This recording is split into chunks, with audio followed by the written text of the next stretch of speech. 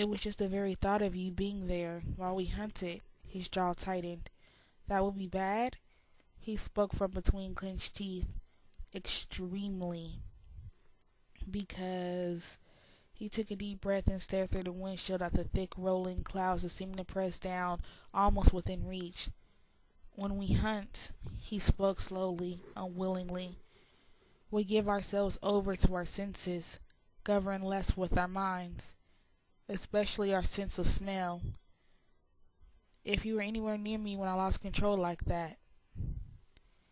He shook his head, still gazing more rosily at the heavy clouds.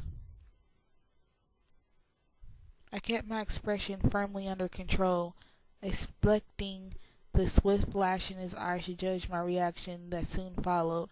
My face gave nothing away. But our eyes held, and the silence deepened and changed. Flickers of the electricity I felt in this afternoon began to charge the atmosphere as he gazed unrelenting into my eyes. It wasn't until my head started to swim that I realized I wasn't breathing. When I drew in a jagged breath, breaking the stillness, he closed his eyes. Bella, I think you should go inside now. His low voice was rough, his eyes on the clouds again. I opened the door, and the Arctic draft that burst into the car helped clear my head.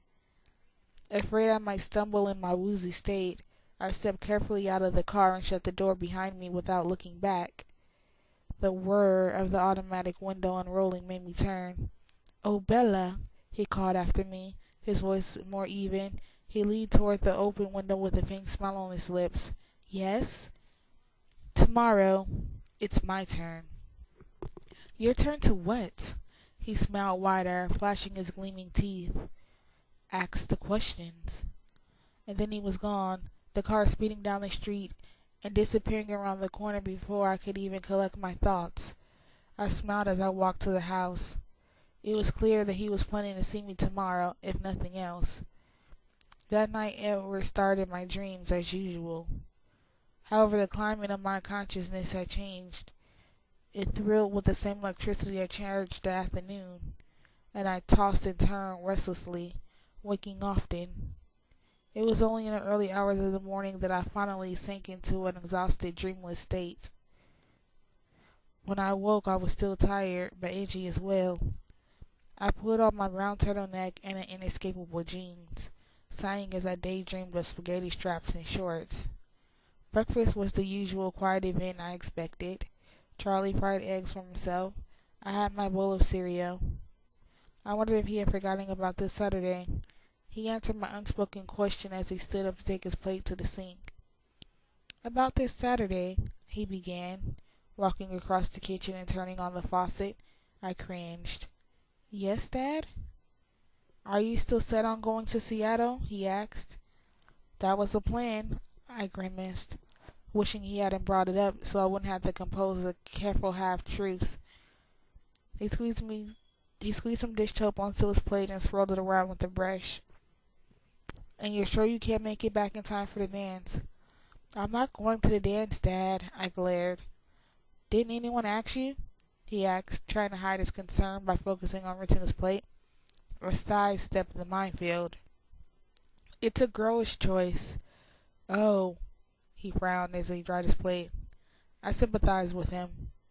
It must be a hard thing to be a father, living in fear that your daughter will meet the boy she likes, but also having to worry if she didn't.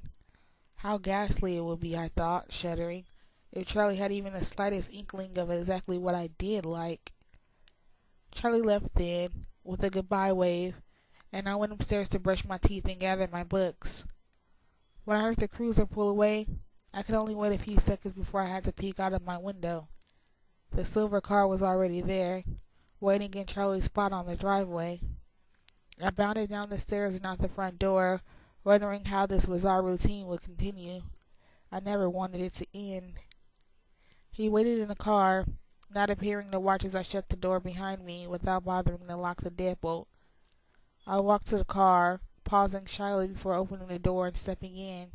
He was smiling, relaxed, and as usual, perfect and beautiful to an excruciating degree. "Good morning."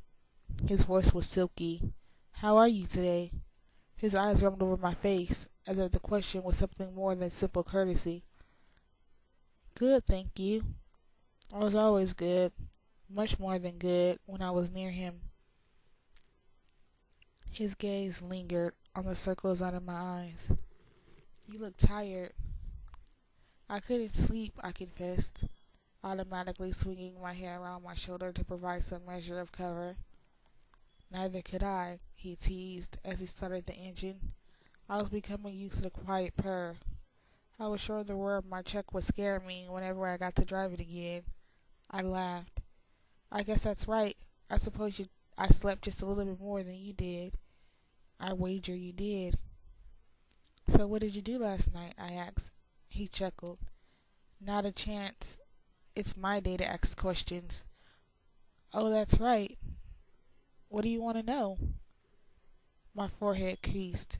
I couldn't imagine anything about me that can be in any way interesting to him. What's your favorite color? He asked, his face grave. I rolled my eyes. It changes from day to day. What's your favorite color today? He was still solemn. Probably brown. I tended to dress according to my mood. He snorted, dropping a serious expression. Brown? He asked skeptically. Sure. Brown is warm. I miss brown. Everything was supposed to be brown. Tree trunks, rocks, dirt. It's all covered up in squishy green stuff here, I complained. He seemed fascinated by my little rant. He considered for a moment, staring into my eyes. You're right, he decided, serious again. Brown is warm. He reached over swiftly, but somehow still hesitantly, to sweep my hair back behind my shoulder. We're at the school by now. He turned back to me as he pulled into a parking space. What music is in your CD player right now? He asked, his face as somber as if I asked for a murder confession. I realized I never removed the CD Phil had given me. When I said the name of the band, he smiled crookedly, a peculiar expression in his eyes. He flipped open a compartment under his car CD player, pulled out one of 30 or so CDs that were jammed into the small space, and handed it to me. WC to this? He raised an eyebrow. It was the same CD. I examined the familiar cover art, keeping my eyes down. It continued like that for the rest of the day, while he walked me to English, when he met me after Spanish, all through the lunch hour. He questioned me relentlessly about every significant detail of my existence, movies I liked and hated, the few places I'd been, and the many places I wanted to go, and books, endlessly books. I couldn't remember the last time I talked so much. More often than not, I felt self-conscious, certain that I must be boring him. But the absolute absorption of his face, and his never-ending stream of questions, compelled me to continue. Mostly his questions were easy, only a very few triggering my easy blushes. But when I did flush, it brought on a whole new round of questions, such as the time he asked my favorite gemstone, and I blurted out topaz before thinking. He'd been flinging questions at me with such speed that I felt like I was taking one of those psychiatric tests where you answer with the first word that comes to mind. I was sure he would have continued down whatever mental list he was following, except for the blush. My face reddened because, until very recently, my favorite gemstone was garnet. It was impossible, while staring back into his topaz eyes, not to remember the reason for the switch.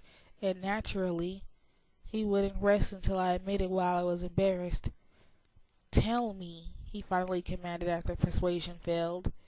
Failed only because I kept my eyes safely away from his face. It's the color of your eyes today, I sighed, surrendering, staring down at my hands as I filled a piece of my hair. I suppose if you asked me in 2 weeks, I'd say onyx. I gave him more information than necessary in my unwilling honesty, and I was worried it would provoke the strange anger that flared whenever I slipped and revealed too clearly how obsessed I was. But this pause was very short. What kind of flowers do you prefer? He fired off. I sighed in relief and continued with the psychoanalysis.